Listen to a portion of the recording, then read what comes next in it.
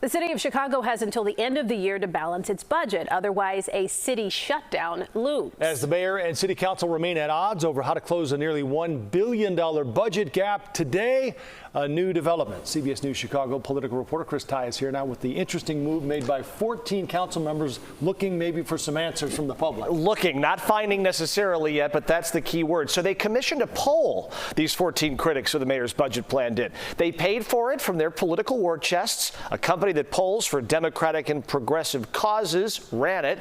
It shows voters want no part of a property tax, and alders who go along with one are likely to pay the political price for it. There's an absence of leadership from the fifth floor when it comes to this budget, regardless of what the mayor says. This matter has been voted down. All 50 members of city council shot down the mayor's $300 million property tax hike.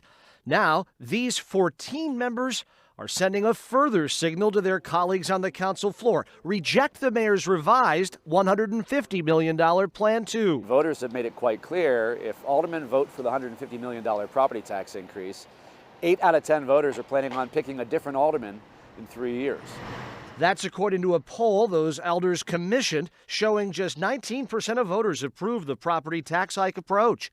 81% preferring an 8 to 10% cut across all city departments to balance the budget. Before we ask for $1 more, we have to know that we have squeezed this orange as much as we can. We don't want to see any big cuts to the police department, obviously, but pretty much everything else is fair game. The alders had pollsters ask about Mayor Johnson's claim of being a collaborator. Only 16% of the 800 polled view him that way. I hope he takes these numbers to heart and understands that where people see him is not where he sees himself. Proposed budget ideas are expected to be released by these members of council in coming days.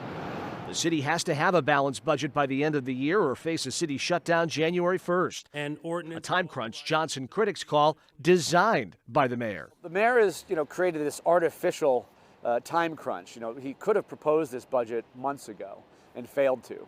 So he's shortened the clock for us, hoping that we'll pass a flawed budget to avoid the city being shut down at the end of the year. So the exact details of what departments should see the deepest cuts are expected to be rolled out in coming days. Some of those 14 alders, known as the Group of 14, say this can't be a one-size-fits-all approach. Each department will have to give in different ways and in different sizes. We reached out to the mayor's office today for comment on this poll.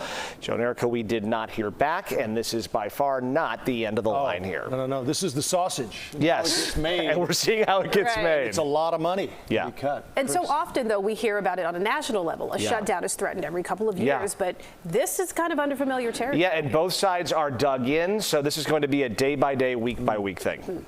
Thanks, Chris. You bet.